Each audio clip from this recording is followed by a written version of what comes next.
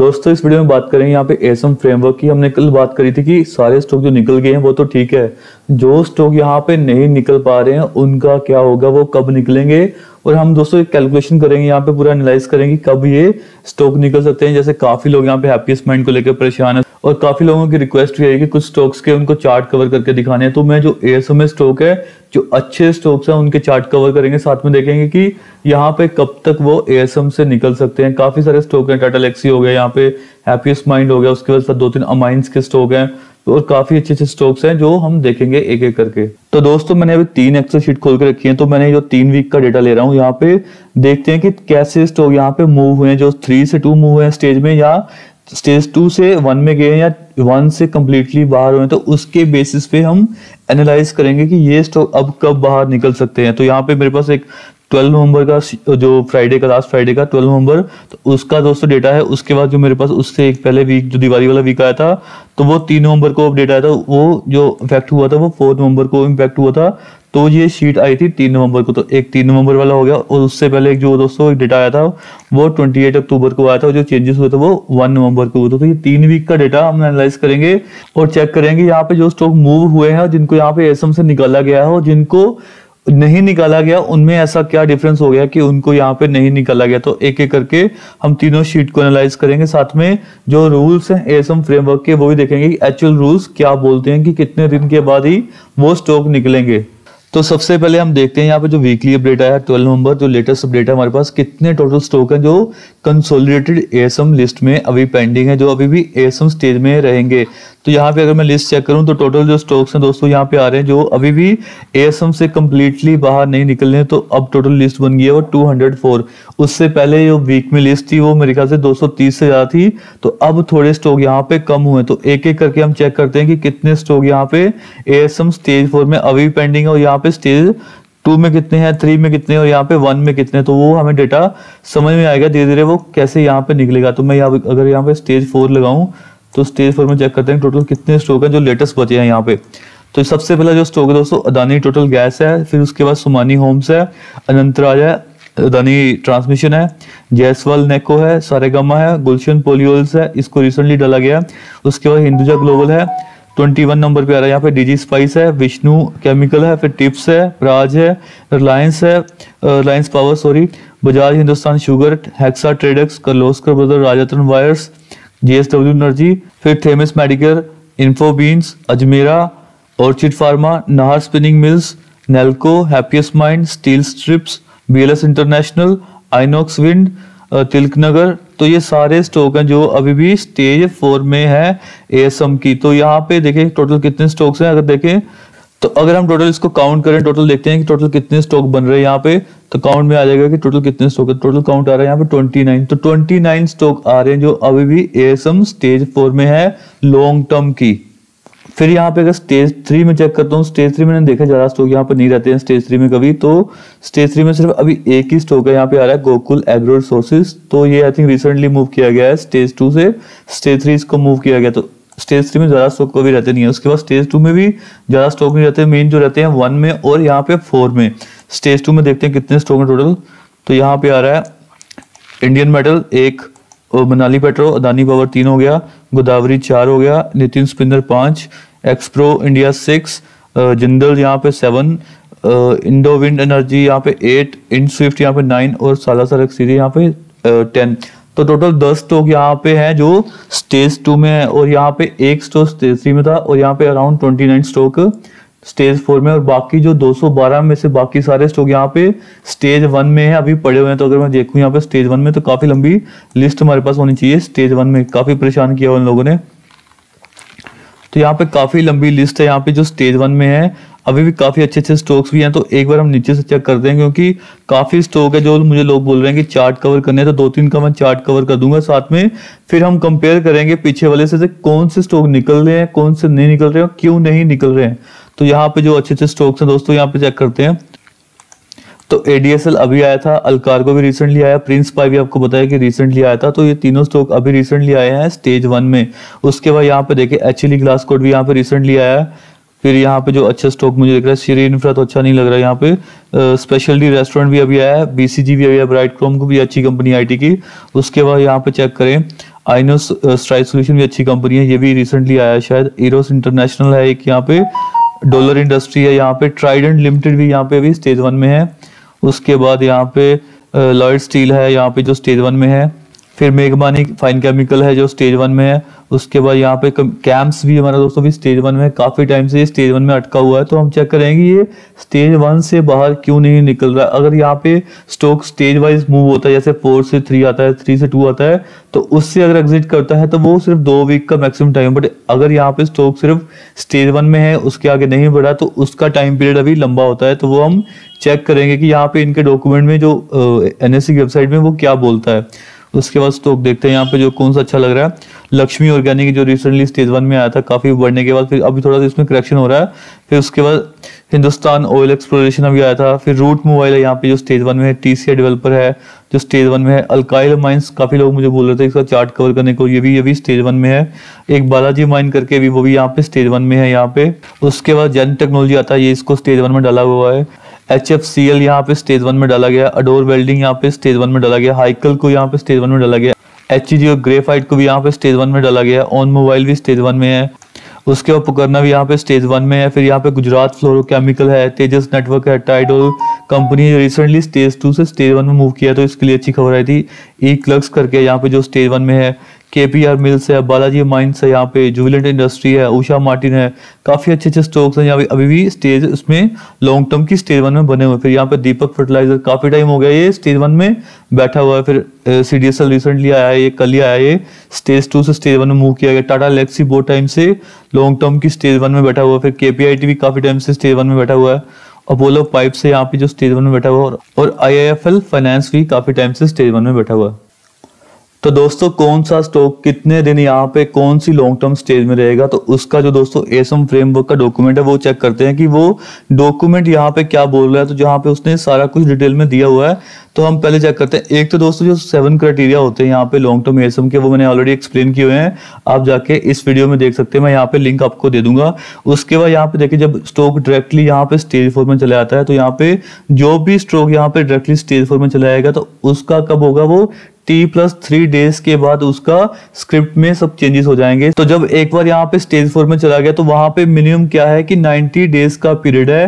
Calendar days यहाँ पे Sundays भी इंक्लूडेड रहेंगे, वीकेंड भी इंक्लूडेड रहेगा, तो यहाँ पे मिनिमम टाइम पीरियड होगा आपका 90 डेज। तो मैंने देखा है कि जो स्टॉक बाहर आए हैं स्टेज 4 से, वो 90+1 वीक टोटल लगाया है यहाँ पे, तो 97 डेज तक का बन रहा है जो यहाँ पे स्टॉक बाहर आए, मतलब नेक्स्ट मंडे बाहर आते हैं, तो 95-97 डेज बन रहे हैं। तो यहाँ पे समझ लो कि अगर कोई स्टॉक आज एंटर किया है स्टेज 4 में, चाहे वो स्टेज 1 में 30 दिन रहा हो, स्टेज 1 में 60 डेज रहा हो, तो फिर भी उसको 90 डेज कंप्लीट करने पड़ेंगे अगर वो स्टेज 4 में जाता है। तो फिर जो स्टॉक यहाँ पे 90 डेज पूरे कर लेता है, तो उसको स्टेज वाइज मूव किया जाता है। तो हर एक स्टेज में दोस्तों मैक्सिमम यहाँ पे 2 वीक का, मतलब हर वीक इसका रिव्यू किया जाता है, तो मैक्सिमम 2 वीक के अंदर उसको रिव्यू करके उसको स्टेज वाइज मूव किया जाता है। अगर यहाँ पे स्टॉक में फिर से खतरनाक मूवमेंट ना हो, जो भी इसके दोस्तों एसम के क्राइटेरिया है, उसको अगर स्टॉक फिर से मैच ना करे, तो धीरे धीरे करके उसको बाहर निकाला जाता है। दोस्तों हमें स्टेज 4 का पूरा समझ आ गया कि स्टेज 4 में 90 डेज रहेगा ही रहेगा, चाहे वो स्टेज 1 में पहले 20 दिन रहा हो, 40 दिन रहा हो। बट यहाँ पे जो कैच है वो है स्टेज 1 में वो कितने दिन रह रहा है। मैंने देखा है कि जो टाटा लेक्सी हो गया या काफी सारे अदर स्टॉक थे, जैसे CDSL भी काफी दिन यहाँ पे स्टेज 1 में था, उसके बाद हैप्पीएस्ट माइंड यहाँ पे 1.5-2 महीना स्टेज 1 में था, उसके बाद उसको मूव किया गया। तो काफी सारे स्टॉक है यहाँ पे जो स्टेज 1 में परमानेंटली बैठे हुए हैं, वहां से मूवमेंट नहीं हो रहा। तो यहाँ पे अब मुझे जो समझ आ रहा है, वो कह रहे हैं कि जो स्टॉक एक बार लॉन्ग टर्म एसम में आएगा, वो 90 डेज कंप्लीट करेगा ही करेगा। बस स्टेज 1 में ये फायदा है कि वहां पे सर्किट कोई लिमिट नहीं है, साथ में कोई यहाँ पे इंट्राडे और BTST का कोई लिमिट नहीं है। तो यहाँ पे वही फायदा है, सिर्फ स्टेज 1 में आप BTST भी कर पाते हैं, आप यहाँ पे इंट्राडे भी सेल और बाय कर पाते हैं, बट यहाँ पे स्टेज 4 में आप कुछ भी नहीं कर पाते हैं। तो वो एक फायदा रहता है। अगर स्टॉक सिर्फ 90 डेज कंप्लीट कर ले स्टेज 1 में, तो वो वहां से निकाला जाएगा। ये मुझे समझ में आ रहा है अगर आप इसको पढ़ेंगे तो। इसको फिर से पढ़ते हैं। Securities completing 90 days in long term ASM framework would be eligible to exit from the framework subject to stage wise exit। Okay, तो समझ आ गया कि स्टेज वाइज तो तभी होगा अगर वो स्टेज 4 में है, but exit for stock shall be in stages as under। तो अगर स्टॉक पहले से स्टेज 1 में है तो कैसे एग्जिट होगा। Stocks in stage 1 shall be eligible for exit from long-term ASM framework subject to such stock not meeting the entry criteria for long-term ASM framework। तो दोस्तों अगर वो कोई फिर से क्राइटेरिया मैच नहीं करता, माना कि यहाँ पे हैप्पीएस्ट माइंड ने वो क्राइटेरिया मैच कर लिया था, जो प्राइस वॉल्यूम एक्शन हुआ था, काफी वॉल्यूम कंसंट्रेशन हुआ था मिड सितंबर के पास यहाँ पे हैप्पीएस्ट माइंड में, जिसके बाद उसको डाला गया था लॉन्ग टर्म एसएम की स्टेज 4 में। तो अगर वो सब क्राइटेरिया ना हो तो स्टॉक 90 डेज कंप्लीट करेगा अपना, नॉर्मल यहाँ पे ट्रेडिंग होगा, बस यहाँ पे 100% मार्जिन चाहिए होगा स्टेज 1 में, बट यहाँ पे कोई भी रिस्ट्रिक्शन नहीं होगा, ना तो यहाँ पे सर्किट का रिस्ट्रिक्शन होगा, ना तो यहाँ पे इंट्राडे और बीटीएसटी का रिस्ट्रिक्शन होगा। तो तब स्टॉक अगर 90 डेज कंप्लीट किया तो वो बाहर जाएगा ही जाएगा। तो दोस्तों जो कंक्लूजन निकल रहा है वो ये है कि 90 डेज रहेगा स्टॉक अगर वो एक बार लॉन्ग टर्म एसएम फ्रेमवर्क में एंटर कर गया। तो अच्छी बात ये होगी कि अगर वो स्टेज में आगे मूव ना करे, तो अगर यहाँ पे 90 डेज कंप्लीट हो गया स्टेज 1 में ही है तो वो वहां से निकल जाएगा। जैसे यहाँ पे हैप्पीएस्ट माइंड का एग्जांपल लेते हैं और यहाँ पे सीडीएसएल का एग्जांपल लेते हैं। तो सीडीएसएल ने पहले 2 महीना कंप्लीट किया यहाँ पे स्टेज 1 में, फिर उसको आगे स्टेज 2 में डाला गया, फिर बाद में देखा गया कि स्टेज 2 से उसको स्टेज 4 में डाला गया, फिर उसने स्टेज 4 में भी 90 डेज कंप्लीट किए। तो यहाँ पे 2 महीना प्लस यहाँ पे 1-2 वीक और प्लस यहाँ पे 90 डेज और, तो ऑलमोस्ट 5.5 महीने लगाए हैं सीडीएसएल ने कंप्लीटली बाहर निकलने में एएसएम से। तो हैप्पीएस्ट माइंड का भी सिमिलर था, यहाँ पे सितंबर से पहले उसने 1.5 महीना कवर कर लिया था, मेरे ख्याल से 1.5 महीना या 2 महीना कवर कर लिया था, और उसके बाद वो फिर से लॉन्ग टर्म एएसएम स्टेज 4 में डाला गया फ्रॉम स्टेज 1। तो उसके बाद क्या हुआ कि 90 डेज और उसके वहां पे ऐड हो गए, क्योंकि स्टेज 4 में मैंडेटरी है 90 डेज कंप्लीट करना। वैसे ओवरऑल लॉन्ग टर्म में फ्रेमवर्क में कंप्लीट करना है 90 डेज, बट अगर कोई स्टॉक फिर से स्टेज 4 में जाता है विद इन दैट पीरियड तो उसको एक्स्ट्रा प्लस 90 डेज और लगाने पड़ेंगे। तो लेट्स टॉक स्टॉक 1 है जिसने अपने 90 डेज कंप्लीट कर लिए हैं स्टेज 1 में, वो आगे मूव नहीं किया है और नॉर्मली वहां पे ट्रेडिंग होता रहा है, ज्यादा वहां पे वॉल्यूम कंसंट्रेशन वगैरह की कोई यहाँ पे क्राइटेरिया मैच नहीं किया, तो ये एक बन जाएगा कि ये एग्जिट कर पाएगा डायरेक्टली, इसको कोई स्टेज में मूव नहीं करना पड़ेगा, और क्योंकि ये ऑलरेडी स्टेज 1 में है तो यहाँ से वो डायरेक्टली एग्जिट करेगा। बट लेट्स सपोज कि स्टॉक स्टेज 1 में था यहाँ पे 40 डेज की, उसके बाद क्या हुआ, स्टॉक में वॉल्यूम कंसंट्रेशन हो गया, कुछ यहाँ पे क्राइटेरिया मैच हो गया, तो स्टॉक को क्या कर दिया गया, यहाँ पे स्टॉक को स्टेज 4 में डाल दिया गया यहाँ पे, ठीक है। तो अब क्या होगा, 40 डेज तो पहले थे, अब वो प्लस 90 डेज और उसको कवर करने पड़ेंगे, और वापस क्या होगा, जब वो 90 डेज कंप्लीट करेगा उसके बाद उसको रिवर्स भी कंप्लीट करना पड़ेगा, 2-2 वीक यहाँ पे मिनिमम रिवर्स में भी कंप्लीट करने पड़ेगा। यहाँ पे स्टेज 4 से स्टेज 3 आएगा, स्टेज 3 से स्टेज 2 आएगा, फिर स्टेज 2 से स्टेज 1 आएगा, और फिर जाके यहाँ पे कंप्लीटली एग्जिट करेगा। तो यहाँ पे अगर कोई स्टॉक स्टेज 4 में जाता है तो अगर डायरेक्टली चले जाता है, डायरेक्टली मतलब स्टेज 1 में भी नहीं, तो यहाँ पे 90 डेज का पीरियड तो हो गया सिर्फ स्टेज 4 में, उसके बाद यहाँ पे 2-2 वीक का पीरियड लेके चले आप, तो 6 वीक्स, तो दोस्तों ये होगा मिनिमम 6 वीक और लगेंगे, तो 90 डेज प्लस 45 डेज ये टोटल डेज बनेंगे मिनिमम यहाँ पे उसको बाहर निकलने में, अगर कोई स्टॉक डायरेक्टली स्टेज 4 में जाता है तो। बट अगर कोई स्टॉक यहाँ पे 50 दिन लगा के 60 दिन लगा के स्टेज 1 से स्टेज 4 में जाता है तो फिर तो दोस्तों वो 50 दिन और ऐड कर दो। बट अगर स्टॉक यहाँ पे स्टेज 1 में 90 डेज कंप्लीट करता है और आगे मूव नहीं करता है तो वो एग्जिट कर जाएगा 90 डेज के बाद। तो आई होप आपको यहाँ पे थोड़ा समझ आ गया हो। तो अब हम यहाँ पे कोई पुरानी शीट में जाते हैं, तो जो देखते हैं पिछले वीक में यहाँ पे क्या हुआ था, कौन कौन से स्टॉक यहाँ पे जो एसएम में मूव हुए थे स्टेज वाइज। तो यहाँ पे 2-3 स्टॉक देखते हैं। तो पहला तो दोस्तों एक स्टॉक था जो स्टेज 4 से स्टेज 3 आया था, वो था नितिन स्पिनर्स। उसके बाद यहाँ पे देखिए गोदावरी पावर भी यहाँ पे स्टेज 4 से स्टेज 3 आया था, 4 नवंबर को आया था, तो ये 3 नवंबर को आया था। तो अभी हम चेक करते हैं लेटेस्ट में इसका कोई अपडेट हुआ है कि नहीं। तो अगर मैं यहाँ पे लेटेस्ट शीट देखूं और यहाँ पे चेक करें कि इन दोनों में से कोई स्टॉक मूव हुआ है 3 से 2, तो 3 से 2 देखते हैं यहाँ पे कोई स्टॉक 3 से 2 ओके। तो यहाँ पे दोस्तों देखो गोदावरी पावर ही और नितिन स्पिनर दोनों स्टॉक हैं जो विद इन 1 वीक में ही यहाँ पे मूव हो गए हैं स्टेज 3 से स्टेज 2। उस वीक में वो क्या हुआ था, वो स्टेज 4 से स्टेज 3 में आए थे, और इस वीक क्या हो गया, वो स्टेज 3 से स्टेज 2 में है। तो मैक्सिमम 2 वीक का टाइम है, मिनिमम यहाँ पे 1 वीक का टाइम है, विद इन 1 वीक भी आते हैं। कुछ स्टॉक मैंने देखा नहीं आ रहे हैं, बट जो टाइम पीरियड दोस्तों है वो कभी कभी 80% मैंने देखा कि मैच कर रहा है कि 2 वीक में स्टॉक मूव हो रहे हैं। साथ में आपने देखा था कि लास्ट वीक जो हुआ था वो 3 से 2 में सीडीएसएल आया था, और इस वीक में क्या आया है, वो 2 से 1 में आया। तो विद इन 1 वीक ही यहाँ पे सीडीएसएल मूव किया गया है। तो ऐसे स्टॉक कुछ मूव किया। साथ में मैंने देखा है कि कुछ स्टॉक यहाँ पे मूव नहीं कर पाते क्योंकि उनको यहाँ पे दूसरी स्टेज में वापस डाल दिया था। एक तो इन्फोबीम करके दोस्तों इसको वापस स्टेज 4 में डाल दिया गया, बट यहाँ पे जो न्यूजन था इसको पहले 2 से 1 किया गया था यहाँ पे 4 नवंबर से, और अब क्या किया गया इसको 15 नवंबर से किया गया है। इसको कंप्लीटली एसएम से बाहर कर दिया गया है फ्रॉम स्टेज 1। तो यहाँ पे दोस्तों डिपेंड करता है कि स्टॉक में वो मूवमेंट उस वीक में कितनी आती है। तो इन्फोबीम यहाँ पे अब क्या हुआ है, अगर मैं लेटेस्ट शीट में चेक करूँ तो शायद ये स्टेज 4 में डाल दिया गया है। इसमें देखते हैं कंसोलिडेटेड एसएम में, तो अगर यहाँ पे स्टेज 4 में देखें शायद इन्फोबीम, मुझे तो लग रहा था कि मैंने देखा था इन्फोबीम यहाँ पे, इन्फोबीम टेक्नोलॉजी, इन्फोबीम्स। तो यहाँ पे चेक करें इन्फोबीम टेक्नोलॉजी, इनको क्या कर दिया गया वापस स्टेज 4 में डाल दिया गया। तो ये डिपेंड करता है कि उसमें मूवमेंट कितनी हुई है उस पर्टिकुलर टाइम पीरियड में। साथ में काफी लोग मुझे यहाँ पे हैप्पीएस्ट माइंड के बारे में पूछ रहे थे कि इसके 90 डेज तो कंप्लीट हो गए हैं बट ये बाहर क्यों नहीं निकल पा रहा है। बट दोस्तों मैंने आपको जैसे बोला पहले कि 90 डेज सेपरेटली उसको स्टेज 4 में कंप्लीट करने पड़ेंगे। तो यहाँ पे जो हैप्पीएस्ट माइंड गया था वहां पे स्टेज 4 में, वो यहाँ पे 23 और 21 सितंबर के पास गया था यहाँ पे। तो इसको मिनिमम यहाँ पे 23 दिसंबर तक रहना पड़ेगा स्टेज 4 में।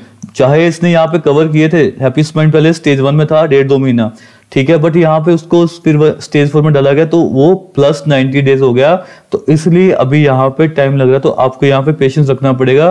तो 23 दिसंबर इसके 90 डेज कंप्लीट होंगे और उसके बाद 1 वीक के बाद वो स्टेज 3 में मूव होना चाहिए मेरे ख्याल से।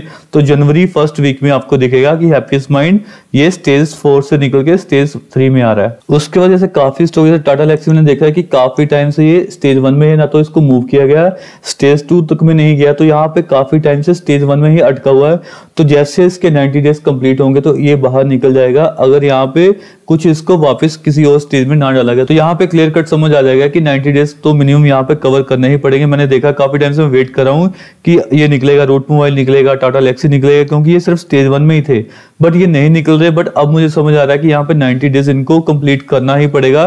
90 डेज का क्राइटेरिया सिर्फ यहाँ पे स्टेज 4 का नहीं है, यहाँ पे स्टेज 1 में मतलब ओवरऑल लॉन्ग टर्म में 90 डेज का क्राइटेरिया है, बट यहाँ पे स्टेज 4 का क्राइटेरिया वो प्लस हो जाता है बस। तो जल्दी से यहाँ पे 2-3 स्टॉक देखते हैं जो यहाँ पे काफी दिन से लोग रिक्वेस्ट कर रहे हैं। तो पहला दोस्तों यहाँ पे केपीआईटी टेक है, यहाँ पे जो काफी दिन से रिक्वेस्ट आ रहा है। तो इसने अच्छा खासा इसने ब्रेकआउट दिया, रिजल्ट के बाद इसका मूव काफी स्ट्रॉन्ग आया है। इसके रिजल्ट मैंने देखे हैं कि इतने ज्यादा स्ट्रॉन्ग रिजल्ट नहीं है, तो इसका जो ग्रोथ हुआ है वो ऑलमोस्ट यहाँ पे ऑपरेटिंग प्रॉफिट में कुछ 6-7% का ग्रोथ हुआ, बट जो मूव आया बहुत ही ज्यादा अनएक्सपेक्टेड मूव आया है। इसमें देखिए जो वॉल्यूम भी ऐड हुआ है लास्ट के 3-4 दिनों में, यहाँ पे बहुत ही बड़ा वॉल्यूम यहाँ पे ऐड हो गया। तो यहाँ पे दोस्तों अब जो नया लेवल फ्रेश लेवल यहाँ पे लेने का नहीं बनता, क्योंकि यहाँ पे ऑलमोस्ट ओवरबोट जोन के पास है और यहाँ पे साथ में इतना बड़ा मूव आने के बाद अब ये एसएम 1 में ऑलरेडी बैठा हुआ, अगर यहाँ पे वापस कुछ हुआ तो ये एसएम 2 और 4 में आगे जा सकता है।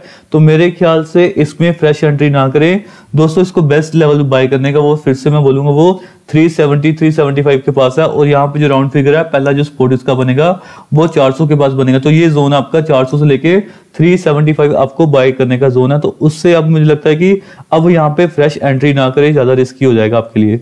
फिर जो नेक्स्ट होगा वो है यहाँ पे बालाजी अमाइंस। इसका चार्ट देखते हैं। तो डेली चार्ट तो नहीं, इसका मैं वीकली और मंथली चार्ट दिखाता हूँ जल्दी से आपको।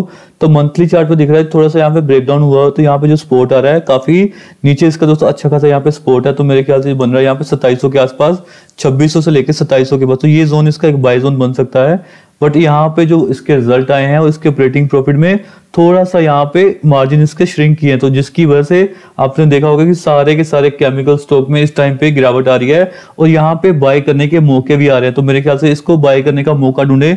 बालाजी माइन का रिजल्ट इतना खराब नहीं आया था जितना अल्काइल का आया था, तो वो उसका भी चार्ट हम देखेंगे। तो यहाँ पे जो बाय लेवल बनता है वो 2700 से आप उसको बाय लेवल स्टार्ट कर सकते हैं। इसको कंसोलिडेट करें, धीरे धीरे अपने अकाउंट में ऐड करें। तो यहाँ पे आपको फिर से जैसे ही यहाँ पे दोस्तों एक सेक्टर का टाइम होता है, जैसे वापस इसका टाइम आएगा तो अच्छा रिटर्न आपको देगा। बालाजी माइंस काफी अच्छी कंपनी है केमिकल की, जितना इसमें ऑलरेडी करेक्शन हो गया, मे भी ऐसा कुछ कमेंट्री में मैनेजमेंट की जो नेक्स्ट क्वार्टर में भी उन्होंने बोला होगा कि रिजल्ट खराब आने वाले हैं, तो वो मुझे पता नहीं है। बट जो चार्ट पे मुझे लग रहा है कि यही एक सपोर्ट लेवल है जो यहाँ पे 2600-2700 के पास उसका बनता है। उससे पहले इसमें बाय मेरे ख्याल से ना इनिशिएट करें तो अच्छा होगा। फिर जो लास्ट होगा अल्काइल माइंस, इसका भी काफी रिक्वेस्ट आता है इसको कवर करने के लिए। तो यहाँ पे इसका वीकली चार्ट खोला हुआ है।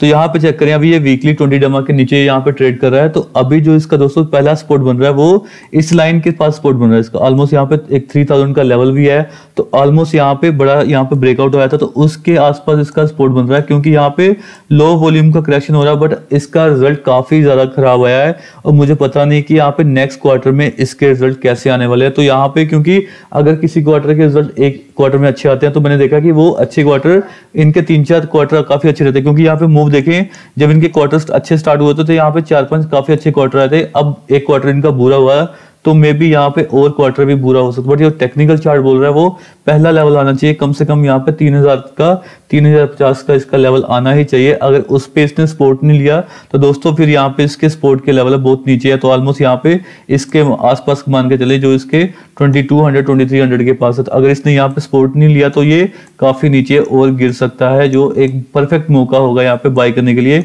2300 के आसपास। बट वो डिपेंड करता है कि इसको कैसे वो ब्रेक करता है। अगर यहाँ पे काफी अच्छा ब्रेक होता है, विद वॉल्यूम ब्रेक होता है, तो दोस्तों यहाँ पे अभी मैं देख रहा हूँ वॉल्यूम नहीं आ रहा, तो यहाँ पे काफी बड़ा सपोर्ट है, तो ये सपोर्ट ले सकता है क्योंकि ये वॉल्यूम इसको यहाँ पे सपोर्ट कर सकता है। सिमिलर यहाँ पे कोई बड़ा बंदा इसमें ऐड हो सकता है वापस सेम लेवल पे, तो वो देखना पड़ेगा कि यहाँ पे इस 3000 के लेवल को ये तोड़ रहा है कि नहीं। अगर यहाँ पे नहीं तोड़ रहा तो वहां पे एक बेस बनेगा, तो उस टाइम पे आप एंट्री कर सकते हैं। तो दोस्तों ये था मेरा पूरा एनालिसिस यहाँ पे एएसएम फ्रेमवर्क पे, और स्टॉक यहाँ पे क्यों नहीं निकल पा रहे हैं और कौन कौन से स्टॉक कब निकलेंगे।